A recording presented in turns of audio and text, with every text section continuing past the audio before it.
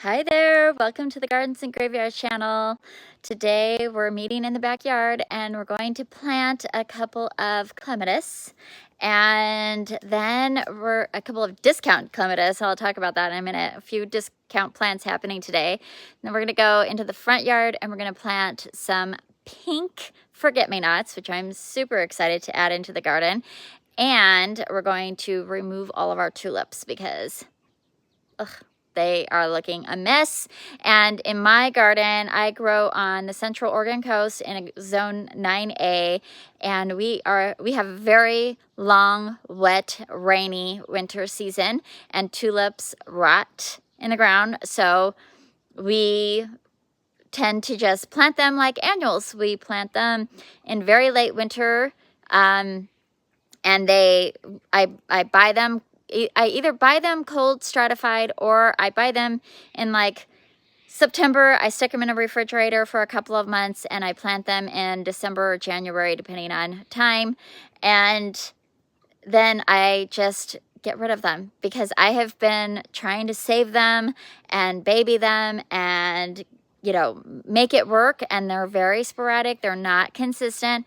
They don't, even when I pull the bulbs out and store them and then put them in the refrigerator and like do all the things, half of them or less will bloom anyways. So rather than dealing with foliage that's yucky and old and ratty, I'm just gonna, now that they're done blooming, I'm just gonna pull them all out of the container, prep the bed for dahlias, and we'll be able to plant dahlias here very soon because all of my dahlias are pre-sprouted in the greenhouse and they're ready to rock and roll. So that's exciting. So make sure you stay tuned because in the next few days, we'll probably be planting so many dahlias in the front yard and the backyard. But today we are going to plant these clematis. Now, I've been wanting an evergreen clematis to grow on the arbor behind me pretty much since we built it. But I either couldn't find it one year, and then I found it one year and it was super expensive, like $60 for one. And so, okay. Then my dad has some, so I took cuttings from my dad's vine to try to just get some free plants, and the cuttings did not take. And so then I was like, well, maybe I'm not supposed to have this clematis, and I grew cup and saucer over the trellis for a couple of years, and that was beautiful. Didn't give as much coverage as I had hoped, and it wasn't, it wasn't everything that I dreamed of. So Walmart actually had these plants for sale back in February, and they were only $16 a piece, and I kept forgetting about them because it was February and I was not thinking of clematis. Then I was there just the other day, and of course we have to look in the garden center. Even though I don't really buy very many things for the garden at Walmart, I still have to look. There just might be that thing, that one thing. And I did find a bunch of those Dusty Millers there, which were absolutely beautiful, on sale for, they were 1 gallon Dusty Millers for $2. They were gorgeous. So I bought a bunch of those, and the clematis that they've been hanging on to since February, because they're in their cans and they were suffering, they were dried out and they were looking pretty sad. They were on sale for $4 a piece. So of course I bought 2 because I wanted 2 on each side of the trellis, and they've been home with us for about maybe a week, and I've been watering them. And they look gorgeous, and they put on all this new growth because they're so happy to be somewhere where they're cared for. We also picked up 2 pink forget-me-nots, which I've never seen a pink forget-me-not. So I'm really excited to have that in the garden. So yeah, that's what we're going to do today. I'm going to get the camera turned around. I'll show you where we're going to be working on this trellis. And then we'll grab the clematis and get this planted. So this is the area that we're going to be working on today. We are standing underneath our Japanese maple. And if we move just past that, it's really hard to see. But we have a cattle panel arbor that we built.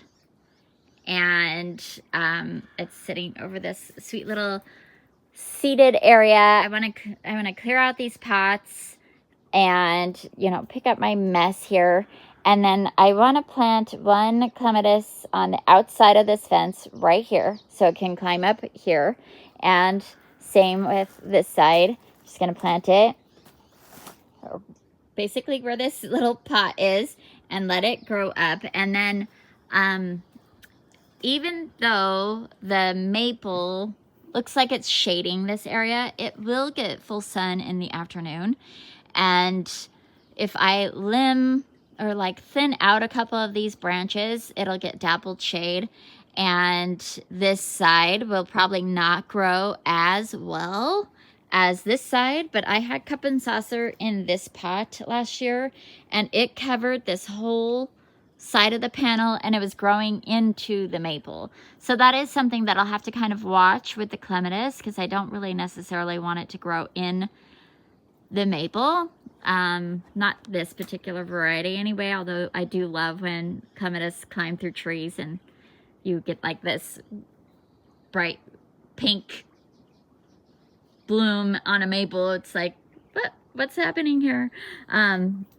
But today we're just gonna focus on clearing the space, planting the clematis, and then we'll go into the front yard. I've got my clematis up here, and they're super happy because clematis love their feet in the shade and their face in the sun, meaning their roots are kind of shaded, which they are right here, and then their blooms and stuff will be up in the sunshine, but their blooms are up on their vining bits. So they're very happy right here, but they can't stay here. They're far too large for this space. Although it's like, I kind of want them there. Anyway, we're just gonna grab these and get them over to the trellis. I'm gonna pick up my supplies and we'll get to work, and then we'll move into the front yard.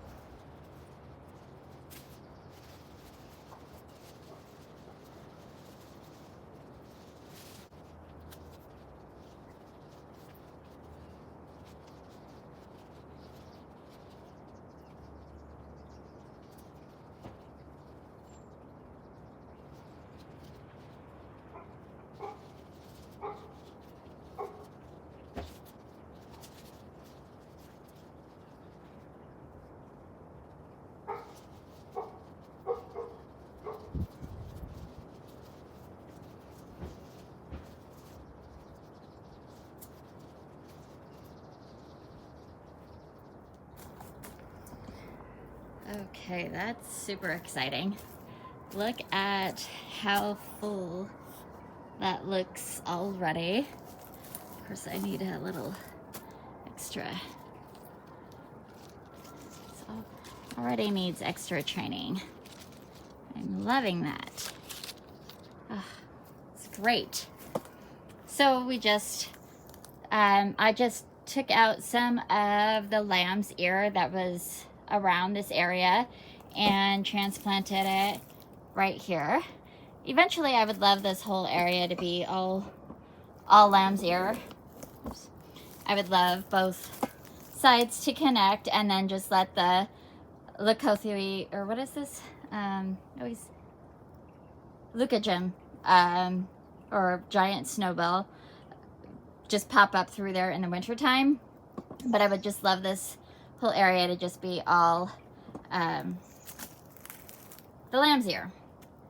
And of course I will let it continue to grow around the foot of this clematis so it has a little bit of shade.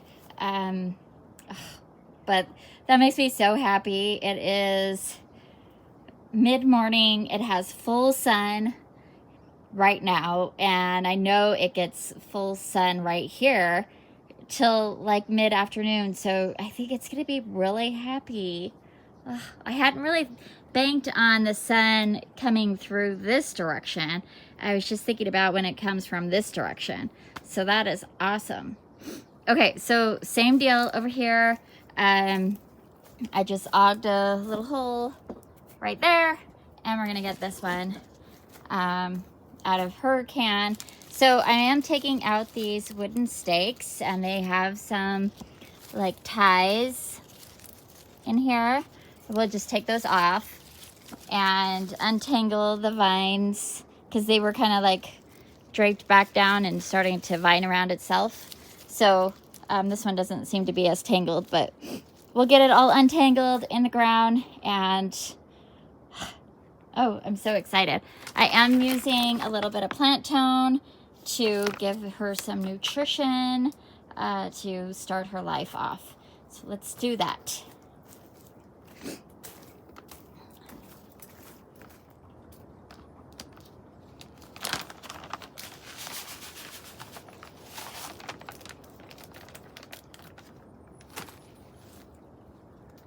These stakes are stapled into the container, so they're not super easy to get the plant out. These ones are a little bit more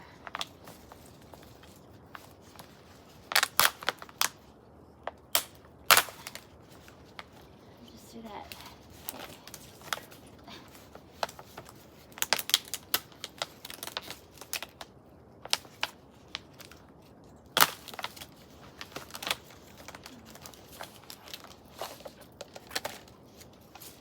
I could just slide this stake out.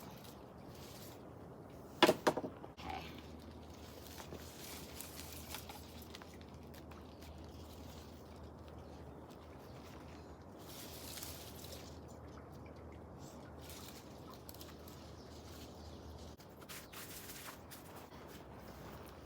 All right, then we need to take these ties off wherever they are. Oh, damage on this one. Here. Then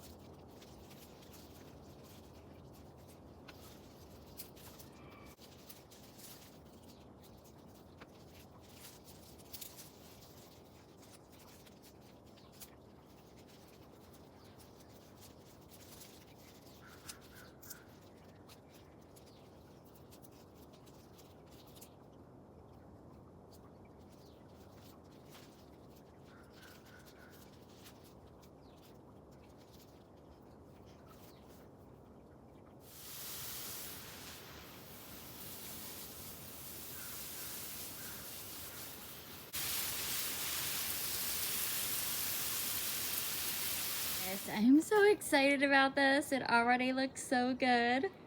How exciting. Okay, so I don't think I gave any specs on this. This is a Clematis armandii. It's an evergreen perennial, and it will grow from the top of the stalks, but it will also keep pushing new growth from the bottom. It gets a white blossom. Doesn't really smell, but I was really just looking for that evergreen interest, which I'm so excited to have. They get 15 feet tall or taller by 10 to 15 feet wide, so they will definitely cover this whole arbor. And if they start getting raggedy looking, you just cut them back and they just start growing from the bottom again. I think there's rated for zones 7 to 11, if I remember correctly. And what else do I want to say about them? I don't know. My dad has one, and it's absolutely beautiful. Doesn't take a whole lot of maintenance. And oh, I'm just so excited. It's gonna be good. All right, now that that's done, let's pop up into the front yard and put in the forget-me-nots. It is getting warm in the sun, so I'm hoping to get through the tulip pull without getting overheated. And when I say it's getting warm in the sun, I mean it's probably like 62 degrees today, this morning, maybe. I don't know. It's comfortable in the shade. It feels great. I should find something to do in the shade. Maybe later. Moving with purpose today. I've got 2 more plants to plant and a whole bunch of tulips to pull. All right, the first pink forget-me-not that we're going to plant is right here in this area. I want to plant it underneath this azalea and next to this rhubarb, and just let it kind of grow all underneath the azalea, and because they like a little bit of shade. They can handle a little bit of sun, but they bloom really good in our garden anyways with some shade. So I'm just gonna pop her in right there, and then we'll move into the next one.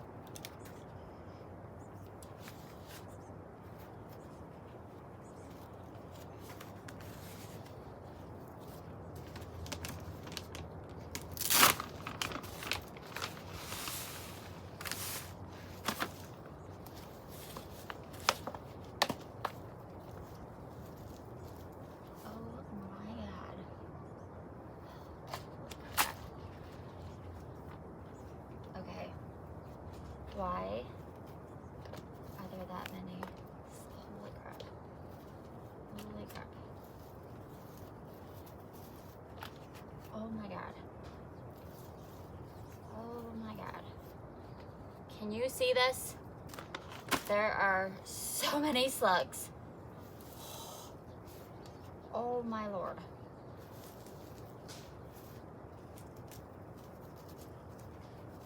Ugh. Oh my god. Unbelievable. Okay. I was not expecting that at all. Oh my god. Gross. Gross. Gross.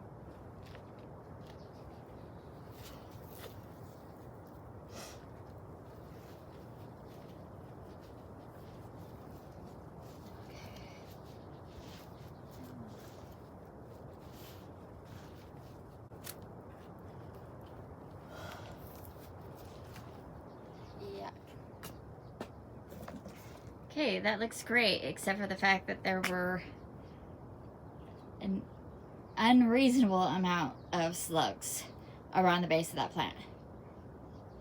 I've never seen anything like that before. Gross.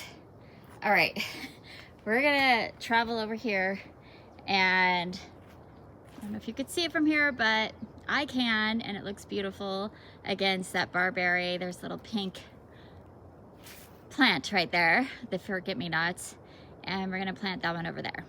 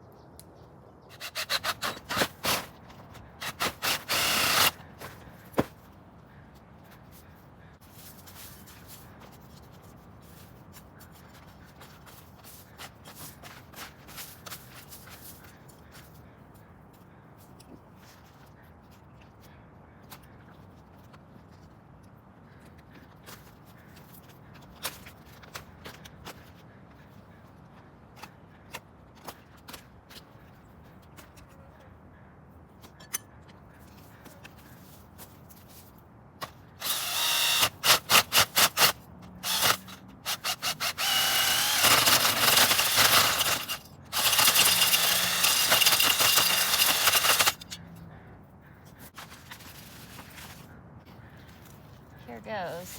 Let's see how bad this is.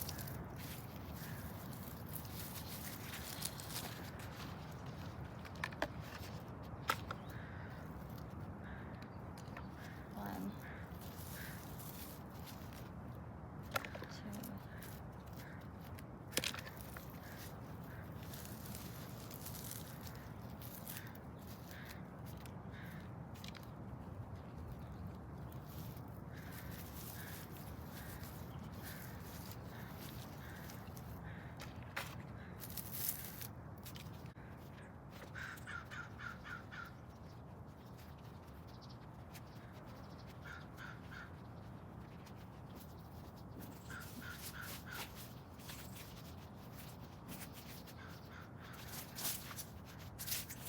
Oh, thankfully that one only had 2 slugs in it.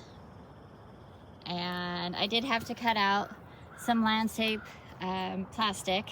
This whole area is covered in this plastic to help prevent weeds, I guess. But honestly, the weeds just fall on top of whatever the plastic is on and germinate on top. So it doesn't actually help. So every time I plant something, I cut a circle twice the size that I would need for the plant, so that it has the ability to have some water get to it and all that. These plants have some powdery mildew, but I'm not really worried about it. Our blue ones get powdery mildew as well.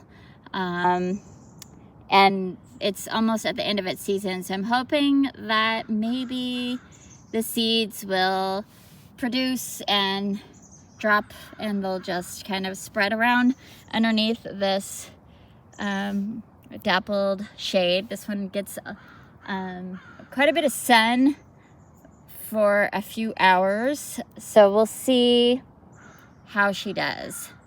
But the tag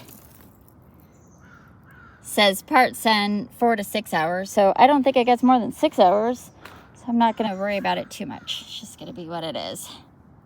I do love this pink flower with this dark purple burberry though. Oh, it's so pretty. Okay, we're just going to swing right over here and address these tulips. That should be pretty quick because I'm just going to pull them up and toss them in that container. Just pulling the whole thing out. You can see they're already starting to rot. Yeah. Some of them might end up to dig them out a little bit.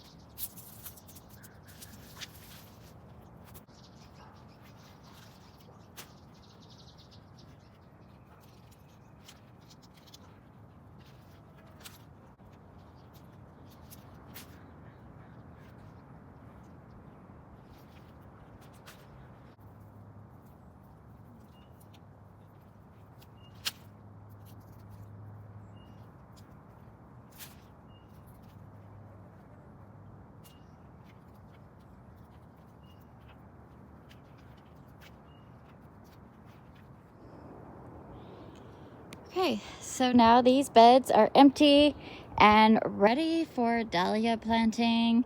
I need to take my debris bin into the compost. I found quite a few rotten tulip bulbs already in there, and so I'm glad I got to it when I did, because when the foliage totally dies back, it's hard to find the bulbs, and then you end up with a random 1 or 2 tulips out of all those tulips the following year, and it just kind of messes up the design. So did I get every single bulb? I really hope so, but there were little tiny ones that may have gotten lost in there.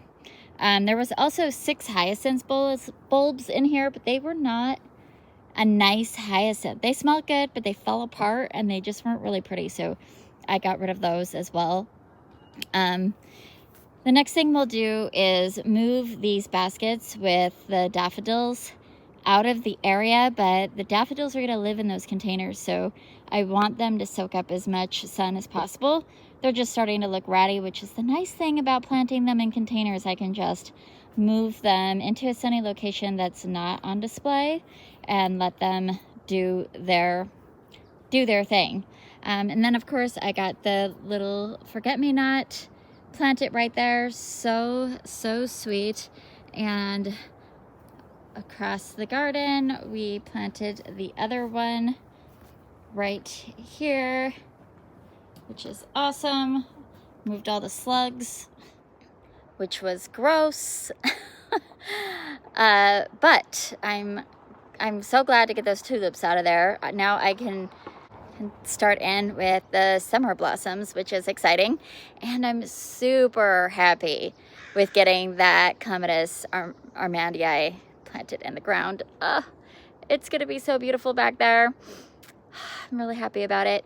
I hope you are celebrating your life. Thanks for hanging out with me while I garden today, and I'll see you in the next video. Bye.